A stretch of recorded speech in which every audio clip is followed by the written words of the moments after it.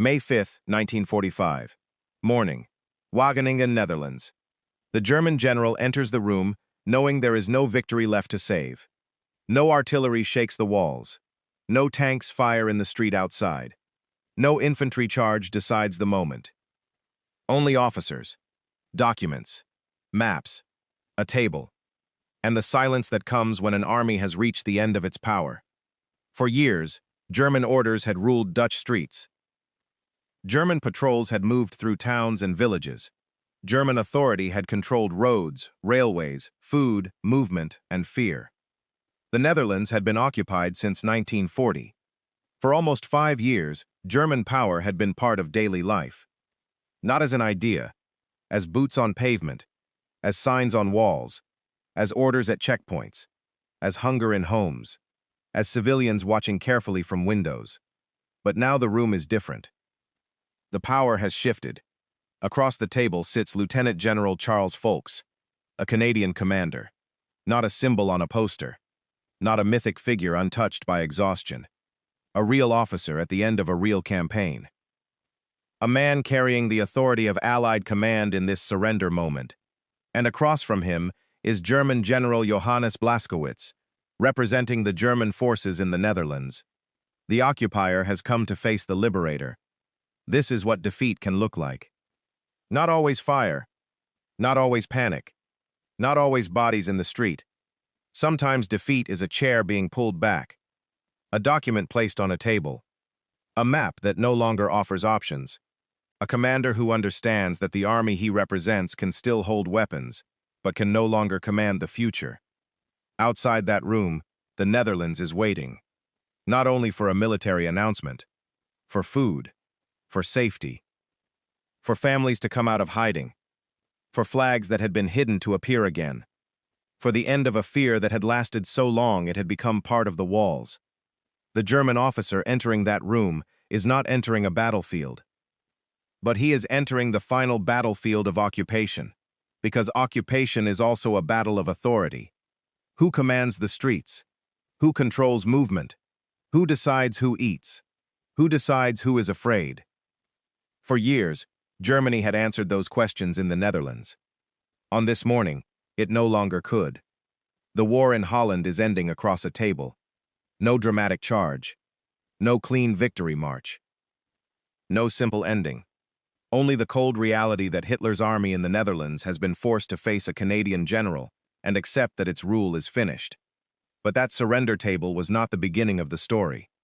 It was the final bill for 5 years of occupation.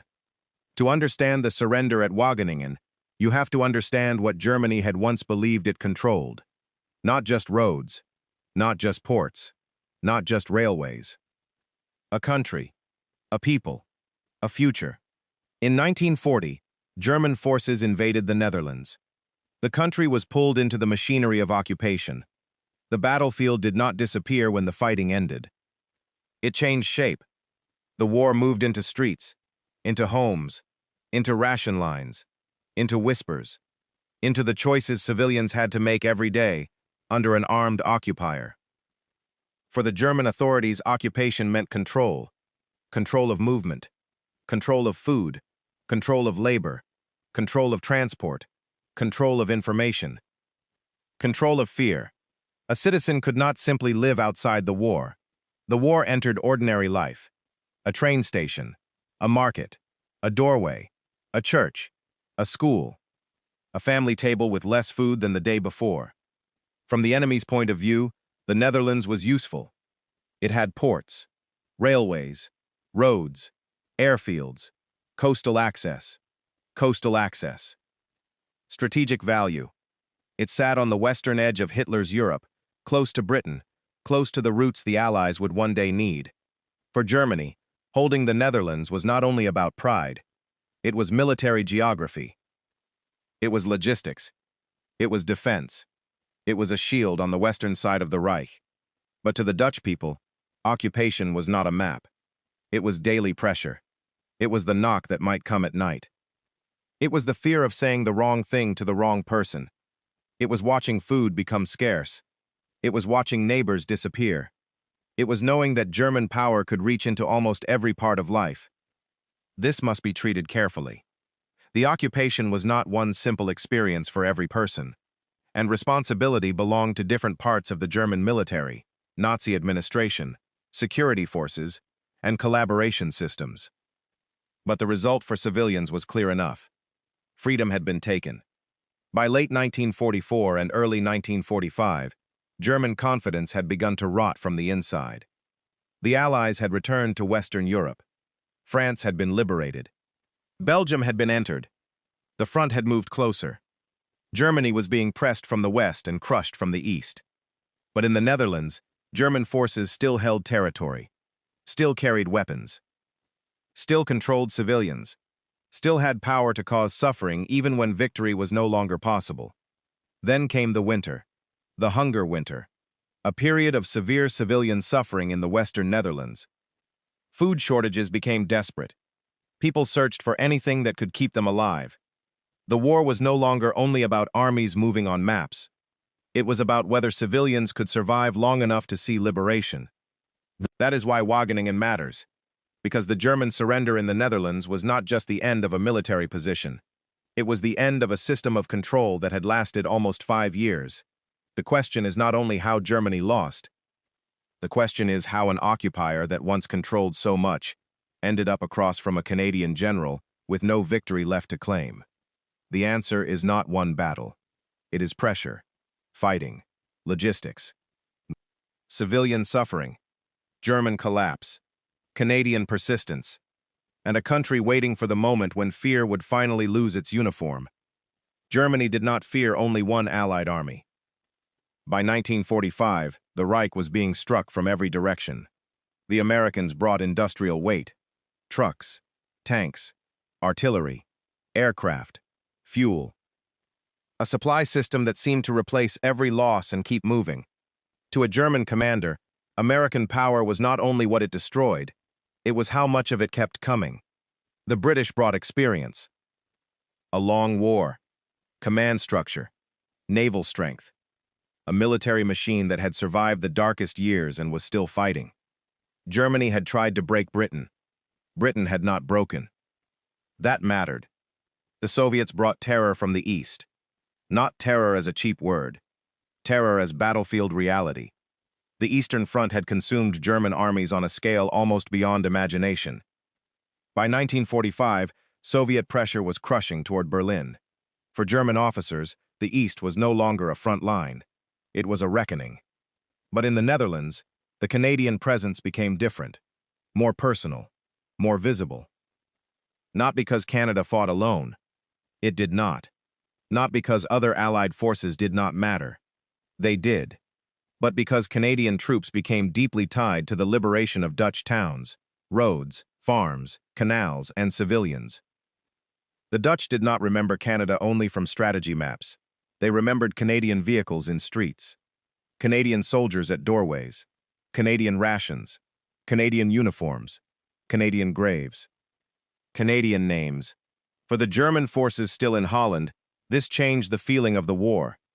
The enemy was no longer distant, no longer only bomber formations overhead or lines on a staff map. The enemy was coming into the streets German troops had once controlled. Every Canadian column moving forward was a sign that occupation authority was shrinking.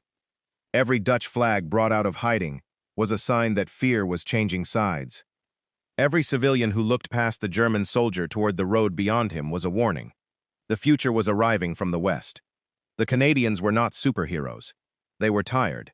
They had suffered losses. They had made mistakes. They had fought through mud, mines, artillery, canals, flooded fields, and towns where civilians could be caught between armies. Liberation was not clean. It was not always simple. A liberating army still had to fight, organize, feed, move, restrain, and control chaos. But this is why the Dutch memory became so strong. Because liberation did not arrive as a word. It arrived as men, as vehicles, as bread. As soldiers who had crossed an ocean to fight through Europe and now stood in Dutch streets where German orders had once ruled. From the German point of view, that was a different kind of defeat. Not only losing ground, losing the civilian world. Losing the right to be obeyed. losing the image of permanence. For years, German occupation had told the Dutch people that power belonged to the occupier. By 1945, Canadian troops were helping prove that power could be taken away. And at the end of that road, a Canadian general would sit at a table in Wageningen, not because Canada alone defeated Germany, but because Canada had become central to the final Dutch story of occupation, surrender, and liberation. To understand why a Canadian sat across from the German command at Wageningen, you have to follow the road Canada fought open first. Before the surrender room, there was mud. Before the table at Wageningen, there were roads that had to be opened. Before Dutch civilians could cheer Canadian vehicles in the streets, Canadian soldiers had to move through a country built out of water, bridges, canals, dikes, fields, towns, and narrow roads. The Netherlands did not give an army easy ground. It gave an army obstacles. From the German defensive point of view, this mattered. Even in retreat, even near the end, even when Germany was losing the war, terrain could still be used. A canal could slow a tank. A bridge could become a choke point. A flooded field could turn movement into exhaustion. A town could become a strong point. A road could become a target. The German army no longer had the power to win the war, but it still had the power to delay, to punish, and to make the last miles costly. By 1945, Canadian soldiers had already learned that liberation was not a parade. They had learned it through years of fighting. Dieppe had shown the cost of a raid that turned into disaster. Sicily and Italy had taught hard mountain roads, stone towns, and German rearguard defense. Normandy had brought hedgerows, artillery, tanks, and German counterattacks.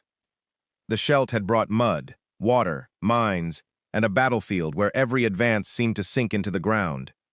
By the time Canadians reached deeper into the Netherlands, they were not untested men looking for glory. They were tired soldiers carrying experience.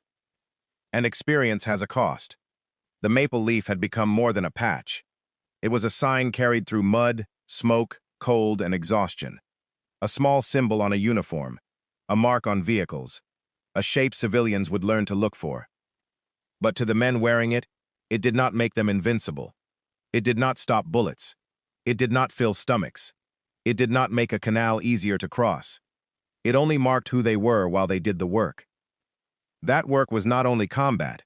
It was engineering, bridging, clearing mines, opening roads, moving artillery, protecting civilians, taking prisoners, keeping order, feeding people when possible, making decisions in places where one wrong shell could kill the people the army had come to liberate.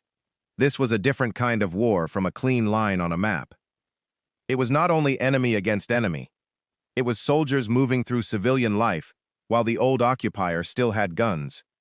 From the German side, this was frustrating. The Canadians were not moving like a reckless army, trying to destroy everything ahead. They were pushing, but they were also managing. They were fighting, but they were also trying not to turn Dutch towns into ruins when it could be avoided.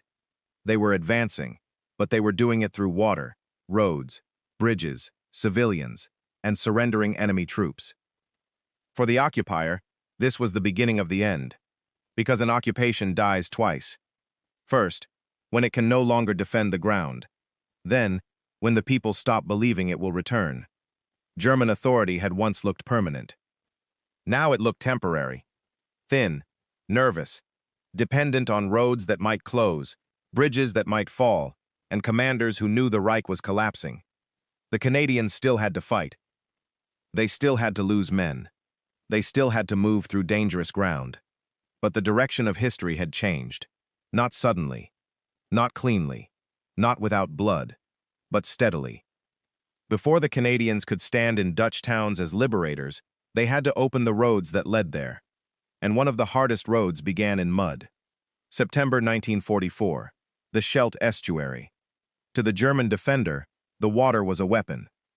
Not a symbol, not scenery, a weapon. Mud could stop wheels. Flooded fields could slow infantry. Dikes could channel movement. Mines could wait beneath the ground. Guns could cover the narrow places where men had to pass.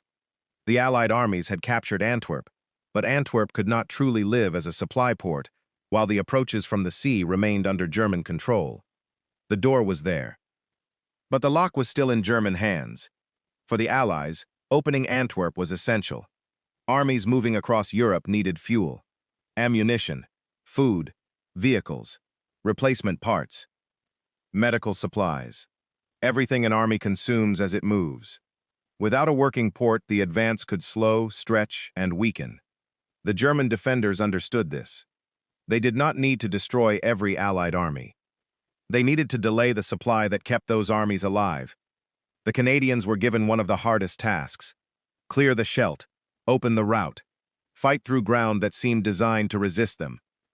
This was not the kind of battlefield that looks grand from far away. It was miserable up close.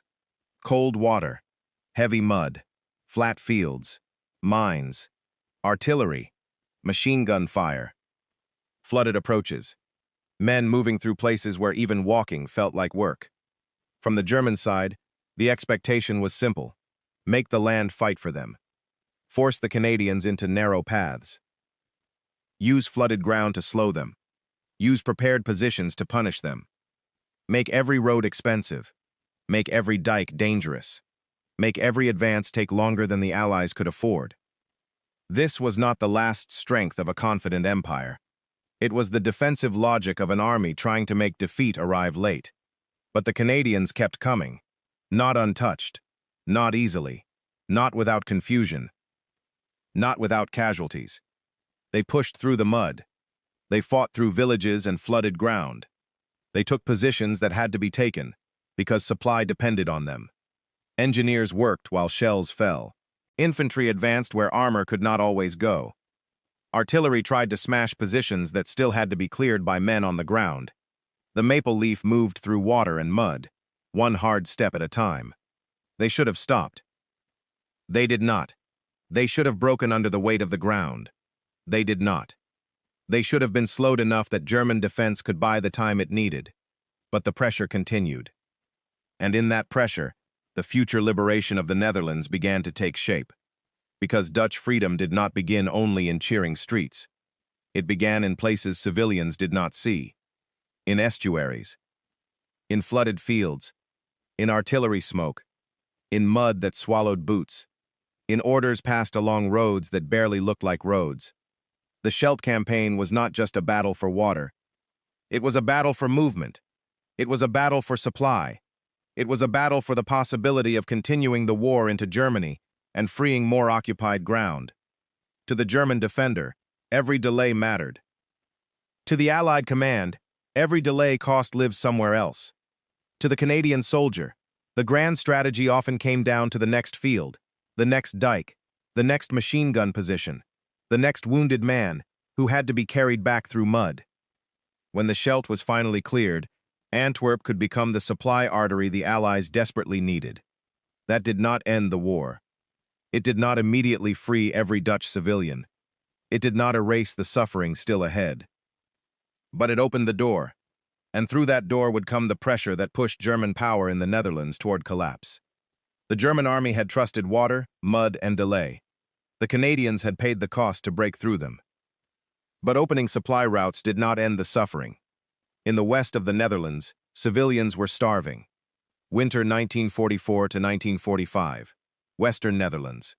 For many Dutch civilians, the war became smaller than armies, smaller than maps, smaller than speeches from commanders. It became food, bread, fuel, warmth, a body trying to survive one more day. German forces still held parts of the Netherlands. They still had weapons. They still controlled territory. They still stood between civilians and liberation. But by now, German power had changed. It no longer looked like permanent rule. It looked like a grip tightening on a country that was already slipping away. The occupier still had authority. But authority without a future becomes something darker. It becomes delay. It becomes control for control's sake. It becomes the power to make suffering last longer. The hunger winter must be told with care. This was not background tragedy. It was human life reduced to survival. Civilians searched for food. Families stretched whatever they had. People burned furniture for heat. Children, elderly people, and the vulnerable suffered terribly. Exact figures must be verified before final production, but the reality is beyond dispute. The Western Netherlands suffered severe hunger before liberation. From the German command point of view, holding territory still meant leverage. Roads, cities, food routes, civilian movement. Negotiations. Military order. Even as Germany collapsed, those things still mattered. An army that cannot win can still decide how much pain it causes before the end. That is what made the final months so dangerous. The Germans were losing, but they were not gone. For Canadian and Allied commanders, the situation became more than a military puzzle. It became a moral emergency. Push too aggressively in the wrong place, and more civilians could die. Move too slowly, and hunger could continue. Fight through towns, and the towns might be destroyed. Negotiate relief, and the enemy might use time to preserve order or advantage. Every option carried risk. This was not a clean liberation movie. It was a collapsing war with civilians trapped inside it. The Canadian soldier in the Netherlands was not only fighting an enemy. He was moving through a country that needed him to arrive alive, organized and restrained. He had to defeat German forces without destroying the people he had come to free. He had to move through roads where civilians might appear suddenly. He had to recognize that the enemy in front of him was armed, but the people around him were hungry. From the German side, the psychological ground was collapsing. Civilians who had once watched in fear were now watching in expectation. They listened for Allied vehicles. They looked for Canadian uniforms. They waited for the occupier to become the defeated. The German soldier could still carry a rifle, but he could feel the change.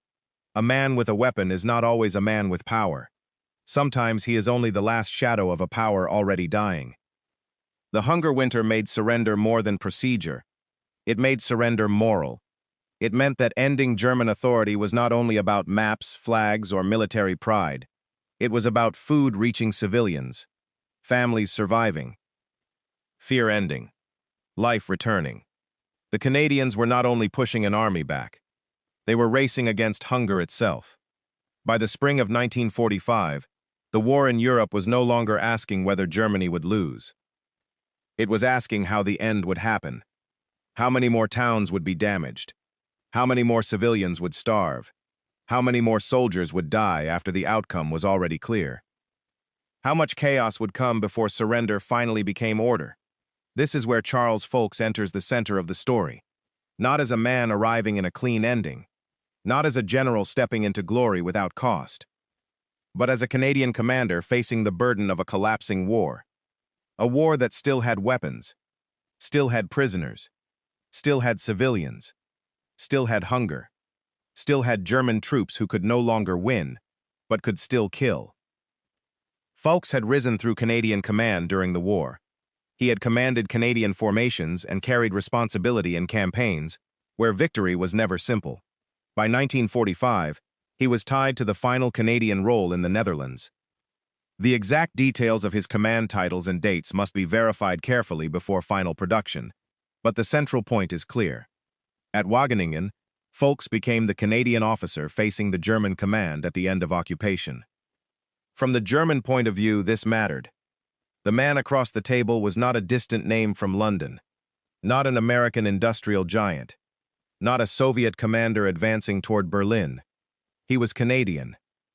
A commander from the army now standing in Dutch streets, controlling roads, handling prisoners, dealing with civilians, and pressing German forces toward the final surrender. For years, German authority had faced Dutch civilians from above. Orders down, punishment down, control down. Now German authority had to look across a table, across documents, across a room where its future was no longer its own. But the endgame was dangerous, because surrender is not magic. A signature does not instantly feed a city. A document does not automatically disarm every soldier. A meeting does not bring every prisoner home. A word spoken in a room does not erase years of occupation. The end of war has to be managed, and mismanaged endings can kill people. Foulkes' responsibility was not only to defeat an enemy that was already losing. It was to help turn defeat into control, to make surrender practical, to keep armed German troops from becoming a final source of chaos, to allow food, order, and relief to move where they were needed, to face an enemy command that might still want terms, time, dignity, or delay. This is not the kind of heroism that looks like a charge. It is colder than that. It is administrative, military, restrained. But it matters. Because at the end of an occupation, authority itself is the battlefield. Who gives the orders now? Who controls the roads now? Who commands the armed men now? Who tells civilians the fear is ending now? Foulkes did not become important because he alone liberated the Netherlands.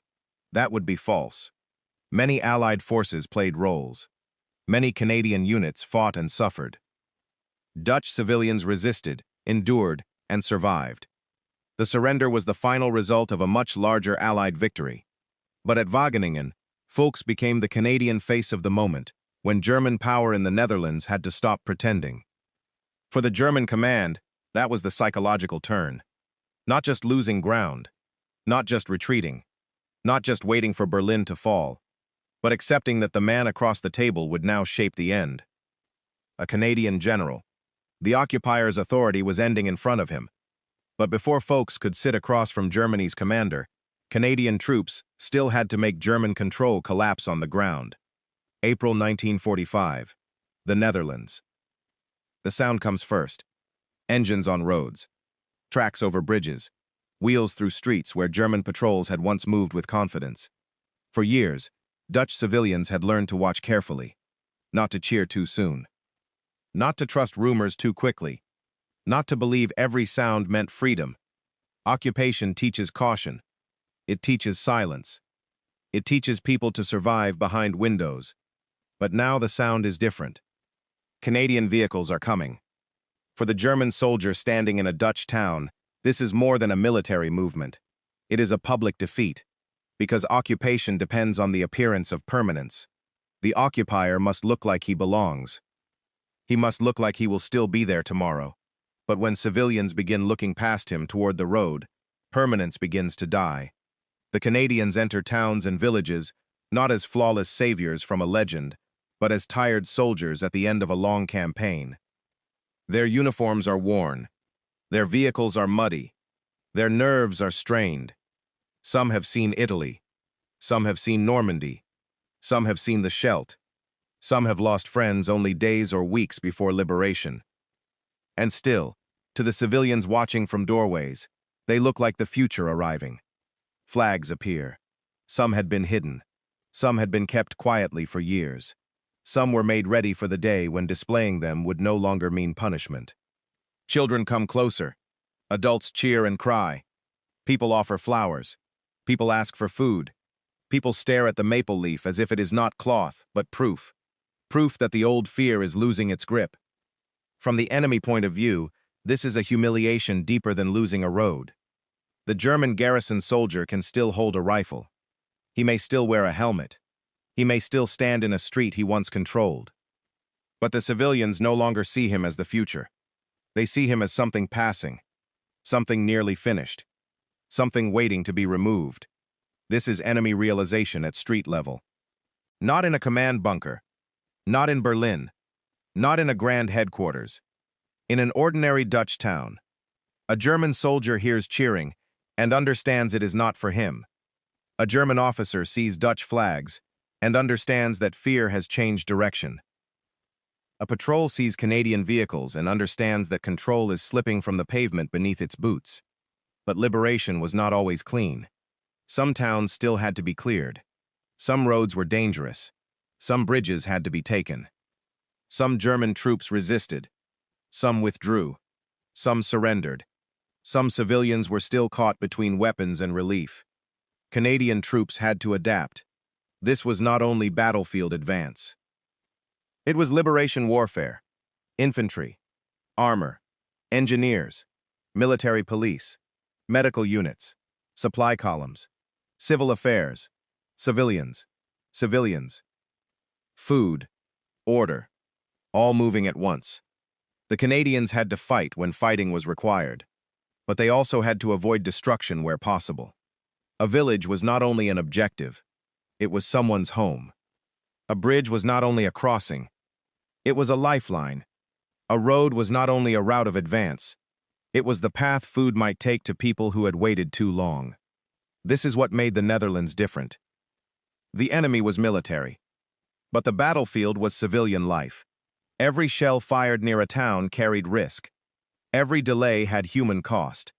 Every surrendering German unit had to be controlled before it could become disorder. Every cheering crowd had to be protected from a war that was ending but not yet harmless. From the German side, the psychological collapse grew sharper with every town. The occupier could no longer command belief. It could only hold weapons. And weapons without belief are not the same as power. A rifle can threaten a street, but it cannot make a country believe the occupation will last. By April and May 1945, Dutch civilians had begun to look beyond German power. They were waiting for the Canadians. They were waiting for food. They were waiting for flags. They were waiting for the moment when the occupation would not simply weaken, but end. Every town liberated made the surrender table more unavoidable. By late April and early May 1945, Germany was collapsing. Berlin was falling. Hitler was dead by May 5th. German armies were surrendering or breaking apart across Europe. But in the Netherlands, danger remained. The enemy still had guns, still had units, still had officers, still had roads under watch, still had civilians nearby, still had the ability to kill after victory had already become impossible. This is one of the most dangerous truths about the end of war. A defeated army is not automatically harmless. A cornered army can still fire. A hungry army can still seize food. A commander without victory can still delay. A soldier without hope can still make one final decision that costs lives. The war may be over in meaning before it is over in procedure, and procedure can decide whether more people die. From the German staff officer's point of view, the situation is bleak but not simple. The Reich is dying. The orders from above are collapsing. The political world that once promised victory is gone. But the troops in the Netherlands still exist. They need instructions. They need food. They need roads. They need surrender procedures. They need to know whether to fight, withdraw, wait, or lay down arms. Without control, defeat can become chaos. For Canadian commanders, the problem is just as serious. They are not only facing an enemy line, they are facing a dangerous ending. Thousands of armed German troops must be handled. Prisoners must be processed. Civilians must be protected. Food relief must move. Roads must be opened. Orders must be clear. A mistake in this moment can turn surrender into violence. A delay can leave civilians hungry longer. A misunderstanding can cost lives. This is why the table at Wageningen matters. It is not only symbolic, it is practical. It is the place where military defeat must become organized surrender. The place where the enemy's remaining weapons must be brought under control. The place where German authority in the Netherlands stops being a threat to the future. For years, German forces in the Netherlands had power because they could command, they could order, they could control. They could punish. But by May 1945, their power had become hollow. They could still hold rifles, but they could not rebuild Hitler's Europe. They could still wear uniforms, but they could not restore occupation. They could still stand in Dutch streets, but those streets no longer belonged to them. That is the enemy's worst condition proof. Not being destroyed in a final charge, not being overrun in a dramatic last stand. But remaining armed while knowing the war is lost. Remaining organized while knowing the organization now exists only to surrender. Remaining in a country where the civilians no longer fear you the same way, because they can feel the occupier's time ending. The German army in the Netherlands could not win, but it still had to be made to stop. That required force, pressure, negotiation, command, discipline. A surrender that could be understood by soldiers on roads, officers in rooms, civilians in streets, and commanders on both sides. This is why Foulkes' role becomes important. He is not stepping into a clean ceremony. He is stepping into the dangerous space between war and peace, between armed occupation and civilian freedom, between a defeated enemy and a country desperate to live again. The war was over in meaning before it was over in procedure. And procedure would decide whether more people died. May 5, 1945, Wageningen, Netherlands. The German commander walked into the room because there was nowhere else for German power in Holland to go. General Johannes Blaskowitz did not enter as a conqueror. He did not enter with the confidence of an army that still believed it could decide the future. He entered as the representative of a defeated German force in a country that was no longer truly his to command. The weapons still existed. The uniforms still existed. The ranks still existed. But the authority behind them was dying. Across from him sat Lieutenant-General Charles Foulkes, Canadian, calm, carrying the authority of the Allied command in this surrender moment. Between them was not only a table, it was 5 years of occupation, 5 years of Dutch fear, 5 years of hunger, control, arrests, curfews, and silence. 5 years of German power now reduced to documents, terms, and the cold discipline of surrender. This is the famous enemy realization. Not a battlefield officer suddenly seeing tanks break through his line.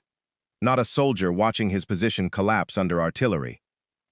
Not a commander losing a hill, a bridge, or a town. Something quieter. Something heavier.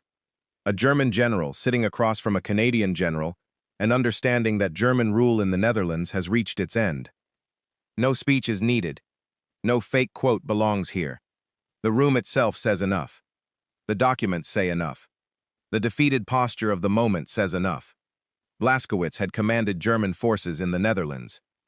Foulkes represented the Canadian command facing him in the final surrender arrangements.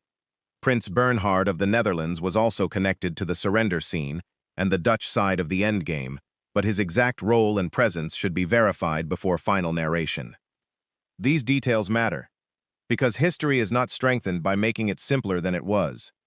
The larger surrender of German forces in northwestern Europe had already been accepted by Field Marshal Montgomery on May 4th. But at Wageningen on May 5th, the German surrender in the Netherlands had to be made real in local terms. It had to become instructions.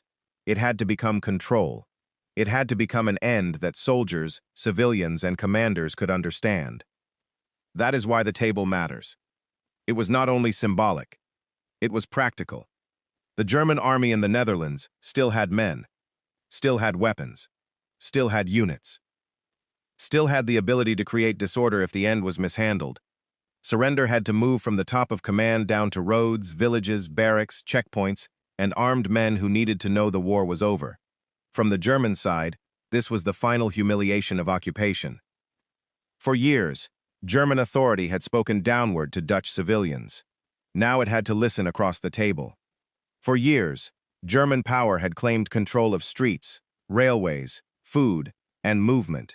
Now it had to surrender that control in front of the very people it had ruled.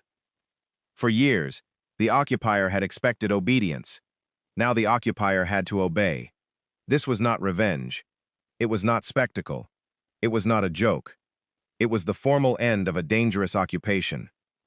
A necessary ending, handled by men who understood that even the final day of war could still kill if discipline failed.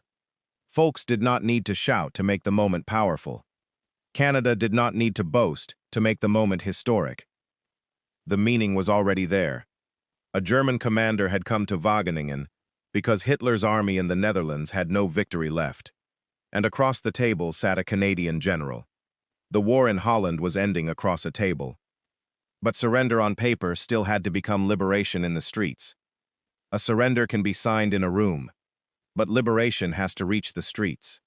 It has to reach the homes, the kitchens, the children, the old people, the civilians who had learned to measure hope in crumbs, rumors, footsteps, and distant engines. For the Dutch people, the end of German authority did not mean only a military change. It meant food might come. Movement might return. Families might step outside without the same fear. Flags might be shown openly. Songs might be sung without whispering. Doors might open. The air itself might feel different. In the final weeks, food relief had become part of the war's ending. Operations such as airdrops and ground convoys brought desperately needed supplies to civilians. This was not separate from the surrender story. It was part of it. Because an occupation does not only end when soldiers stop firing, it ends when ordinary life begins to return. Bread on a table, a child eating, a mother no longer counting the last piece of food, a street no longer belonging to fear. From the German soldier's point of view, this was the final reversal. The people who had once lowered their eyes now looked past him. The civilians who had once hidden flags now brought them out. The streets where German orders had once controlled movement now filled with cheering crowds for Canadian troops. The occupier watched the world he had known disappear in public. Not slowly, not privately, in front of everyone. Canadian soldiers entered towns exhausted. Not clean heroes from a poster.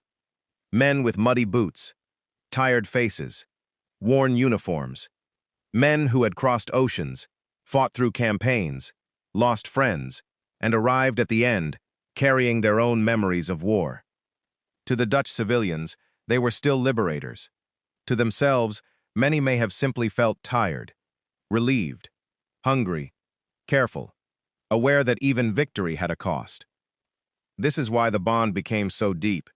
The Dutch did not remember Canada only as a name in an Allied coalition. They remembered the sight of Canadian vehicles, the sound of engines in streets, the maple leaf on a shoulder. The bread, the cigarettes, the smiles, the soldiers who looked young and exhausted and human. They remembered that after years of occupation, the men arriving with the maple leaf were not there to command fear. They were there because fear was ending. But this moment should not be made too simple. Liberation did not erase suffering. It did not bring every dead person back. It did not remove hunger from memory. It did not heal every wound. It did not make every decision perfect. It did not turn war into a clean story. There were prisoners to manage, civilians to feed, German troops to disarm, roads to control, families to reunite, graves to mark, and questions that would outlive the war. Still, something had changed that no German commander could reverse. The streets belonged to the Dutch again. The future had reopened. Occupation authority had lost its voice, and the Canadian presence became tied forever to that release. From the enemy side, surrender meant defeat. From the Dutch side, surrender meant breathing again. This is the emotional climax of the story. Not the pen on the paper alone. Not the command arrangement alone. Not one officer's name alone. The real climax is a country moving from fear toward life. German power had controlled. Canadian pressure had helped end it. Dutch civilians had endured long enough to see the occupier become the defeated. And outside the room at Wageningen, liberation was not an idea. It was visible. It was audible. It was hungry hands receiving food. It was crowds cheering. It was flags in the open. It was the sound of a country realizing that the occupation had finally lost. The surrender lasted a moment. The memory lasted generations. After the documents, the room became quiet again. The chairs remained. The table remained. The walls of Hotel de Wereld remained. But outside that room, something had changed that no occupation could put back. The Netherlands was becoming free. The table at Wageningen became a symbol, not because a table wins wars, not because surrender papers erase suffering, not because one meeting can contain the full story of 5 years, but because that table showed the final reversal. The army that had occupied the Netherlands now had to accept the end from a Canadian general. The occupier sat across from the liberator. The power had changed sides. Charles Foulkes should not be remembered as a man who alone liberated Holland. That would not be honest. The liberation of the Netherlands was the work of many. Canadian soldiers, British forces, Polish forces, American forces, Dutch resistance, civilian endurance, Allied logistics, air crews, engineers, medics, drivers, infantrymen, families who survived until the end. But Foulkes stands at the final Canadian moment in the story, the moment where German command in the Netherlands had to face the reality Canada helped create. The reality that occupation was over. The reality that Dutch civilians would no longer live under German rule. The reality that the war in Holland had moved from battlefield to surrender, from fear to relief, from hidden flags to open streets. That is why the Dutch-Canadian memory endured.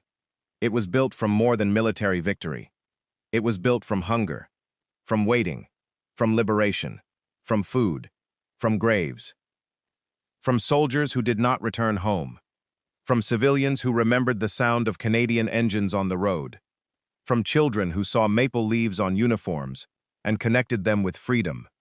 For Germany, Wageningen was an ending. For Canada, it was a responsibility fulfilled at terrible cost. For the Dutch people, it was the beginning of breathing freely again. The enemy witness fades from the story. The German general leaves the room. The defeated army becomes history. But the civilian memory remains. The Canadian veteran remains. The graves remain. The tulips remain. The friendship remains. This is the true weight of the title. Hitler's army surrendered to a Canadian general. But the deeper truth is larger than the title. A country that had been occupied, hungry, and afraid, watched the occupier lose the authority to command its life. The room was quiet, but outside it, a country was becoming free.